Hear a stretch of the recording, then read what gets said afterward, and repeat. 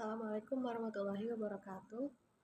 Perkenalkan, nama saya Lutfi Abdillah. Kali ini saya akan menjelaskan psikologi agama tentang perkembangan jiwa beragama pada masa anak-anak.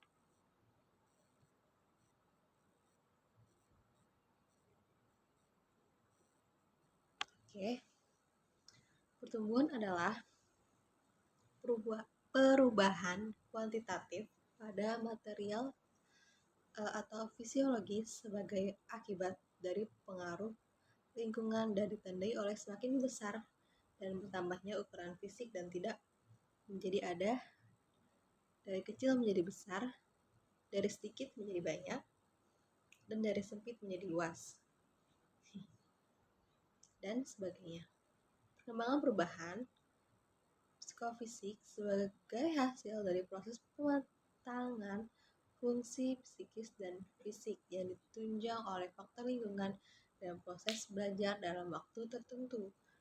Perkembangan anak didik juga terjadi secara bertahap dalam suatu proses yang berkelanjutan dalam jangka waktu yang relatif lama. Oke. Perkembangan jiwa keagamaan pada masa anak ini hampir sepenuhnya otoritas. Maksudnya konsep keagamaan itu akan berkembang pada diri mereka, dipengaruhi oleh faktor luar diri mereka gitu. Pada masa remaja, para ahli jiwa tidak mempunyai kata sepakat tentang berapa lamanya masa remaja tersebut. Mereka hanya sepakat dalam menentukan permulaan masa remaja, yaitu dengan dimulainya kegoncangan yang ditandai dengan datanya haid atau menstruasi pertama bagi wanita dan mimpi pada pria. Kejadian yang menentukan ini tidak pula sudah 13 tahun dan ada pula yang sampai 15 tahun.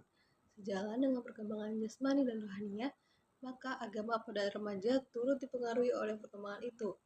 Maksudnya, penghayatan para remaja terhadap ajaran agama dan tidak keagamaan yang tampak pada para remaja banyak berkaitan dengan faktor perkembangan tersebut.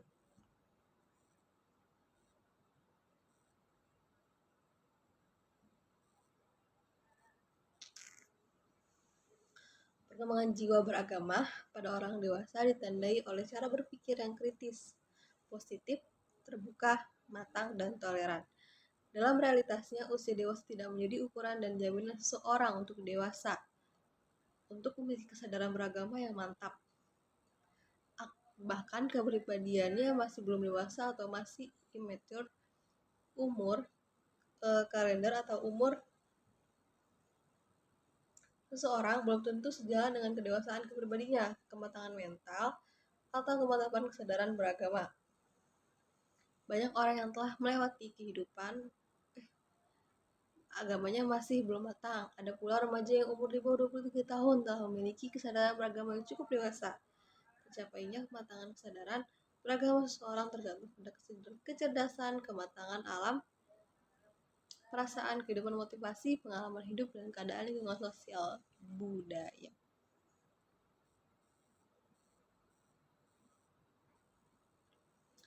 Selanjutnya,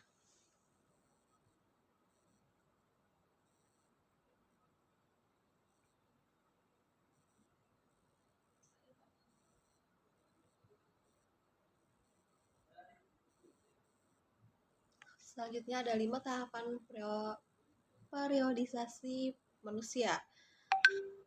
Tahap pertama yaitu tahap asuhan 0 sampai 2 tahun atau disebut fase neonates, mulai dari kelahiran sampai umur 2 tahun. Dalam tahap ini proses edukasi dilakukan dengan cara mengazankan dan mengingkomakan di telinga kanan dengan kanan kiri, melakukan akikah sebagai rasa syukur kepada Allah dan sebagai bentuk pengorbanan orang tua kepada anak, memberi nama yang baik, membiasakan hidup bersih, memberi ASI, memberikan makanan yang halal dan baik atau thayyib.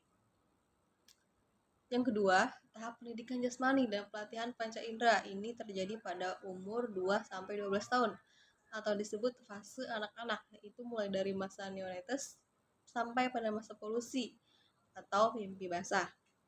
Pada masa ini, anak mulai memiliki potensi-potensi biologis, pedagogis, psikologis, hingga perlu adanya pembinaan, pelatihan, bimbingan, kebiasaan, keteladanan, pengajaran, dan pendidikan yang disesuaikan dengan bakat dan minat kemampuannya. Tahap ketiga, tahap pembentukan watak dan pendidikan agama. Ini terjadi pada usia 12-20 tahun atau disebut fase tamyiz. Tamyiz itu adalah mampu membedakan yang baik dan yang buruk, yang benar atau yang salah, atau disebut juga fase balik. Jadi orang yang tamyiz itu sudah disebut juga fase balik, di mana dia memiliki kewajiban memikul beban taklif dari Allah. Fase ini ditandai dengan dua hal, yaitu pemahaman yang dicapai melalui pendayagunaan akal, karena dengan akal tersebut seseorang memiliki kesadaran penuh dalam bertindak. Yang keempat, tahap kematangan di sini terjadi pada umur 20-30 tahun. Tahap ini anak telah beranjak menjadi dewasa, yaitu dewasa dalam arti yang sebenarnya mencakup kedewasaan biologis, sosial, psikologis, dan kedewasaan religius. Tahap yang terakhir yaitu tahap kebijaksanaan dari umur 30 sampai meninggal. Fase ini mereka telah menemukan jati diri yang hakiki, sehingga tindakannya penuh dengan kebijakan yang mampu memberikan naungan dan perlindungan bagi orang lain. Oke. Fase perkembangan anak juga dijelaskan bahwa dimaksud dengan masa anak-anak adalah sebelum berumur 12 tahun. Anak mengenal Tuhan pertama kali melalui bahasa dari kata-kata orang yang ada dalam lingkungannya yang pada awalnya diterima secara acuh. Tuhan bagi anak pada permulaan merupakan nama sesuatu yang asing dan tidak dikenalnya serta diragukan kebaikan niatnya. Tidak adanya perhatian terhadap Tuhan pada tahap pertama ini dikarenakan ia belum mempunyai pengalaman yang akan membawanya ke sana, baik pengalaman yang menyenangkan maupun yang menyusahkan. Namun, setelah anak menyaksikan reaksi orang-orang di sekelilingnya yang disertai oleh emosi perasaan tertentu yang makin lama makin luas, makin mulailah perhatiannya terhadap kata Tuhan itu tumbuh.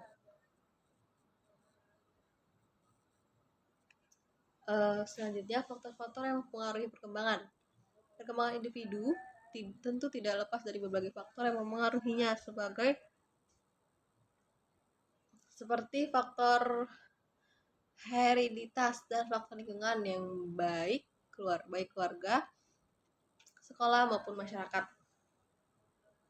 Ada juga lingkungan yang bersifat abstrak, antara lain situasi, ekonomi, sosial, politik, budaya, adaptasi adat, serta ideologi atau pandangan hidup. Selanjutnya, perkembangan jiwa beragama pada masa anak-anak. Yang pertama adalah the fairy tale stage, tingkat dongeng. Konsep mengenai Tuhan banyak dipengaruhi oleh fantasi atau khayalan dan emosi, sehingga dalam menanggapi agama anak masih menggunakan konsep fantasitas yang diliputi oleh dongeng-dongeng yang kurang masuk akal. Cerita akan Nabi akan dihayakan seperti yang ada dalam dongeng-dongeng. Pada usia ini, perhatian anak lebih tertuju pada para pemuka agama daripada ajarannya, dan cerita ini akan lebih menarik jika berhubungan dengan anak-anak karena sesuai dengan jiwa kekanak-kanakannya.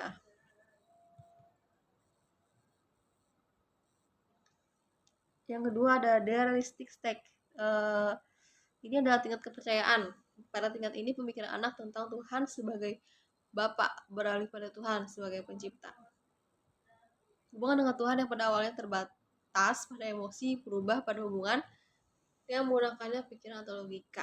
Pada tahap ini berpendapat satu hal yang perlu digarisbawahi, bahwa anak pada usia 7 tahun dipandang sebagai permulaan pertumbuhan logis, hingga wajarlah juga anak harus diberi pelajaran dan dibiasakan melakukan sholat pada usia dini dan dipukul bila melanggar.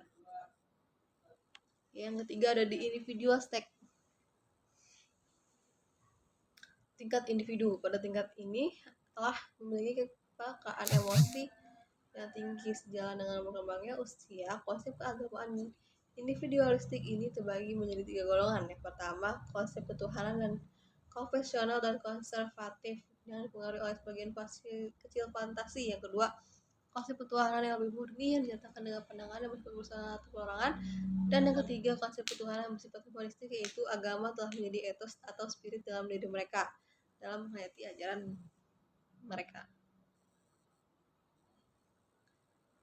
Imam Bawani membagi fase perkembangan agama pada masa anak menjadi 4 bagian.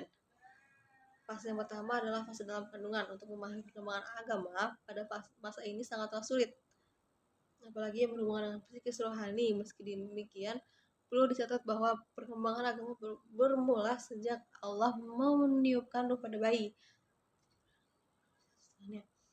Fase yang kedua yaitu fase bayi. Pada fase ini kedua juga belum banyak diketahui perkembangan agama pada seorang anak. Namun secara pengenalan ajaran agama banyak ditemukan dalam hadis seperti mendengarkan azan dan iqamah saat kelahiran anak.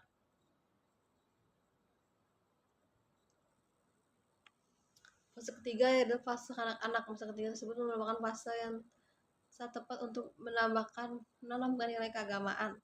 Pada fase ini anak sudah mulai bergaul dengan dunia luar. Yang terakhir adalah masa anak sekolah. Seiring dengan perkembangan aspek-aspek jiwa lainnya, perkembangan agama juga menunjukkan perkembangan yang semakin detail. Hal ini berkaitan dengan perkembangan intelektualitas yang semakin berkembang. Selanjutnya ada sifat beragama pada anak. Reflektif atau kurang mendalam atau tanpa kritik, kebenarannya yang mereka terima tidak begitu mendalam, cukup sekedar saja, dan mereka merasa puas dengan ketenangan yang kadang-kadang kurang masuk akal. Menurut penelitian, pikiran kritis baru muncul pada anak-anak moral. Egosentris. Sifat egosentris itu berdasarkan hasil penelitian Piaget tentang bahasa pada anak usia 3-7 tahun. Dalam ini berbicara bagi anak-anak tidak mempunyai arti seperti orang dewasa. Selanjutnya antropomorfis. Konsep anak mengenai ketuhanan pada umumnya berasal dari pengalamannya. Selanjutnya verbalis dan ritualis. Kehidupan agama pada anak sebagian besar tumbuh dari sebab ucapan atau verbal.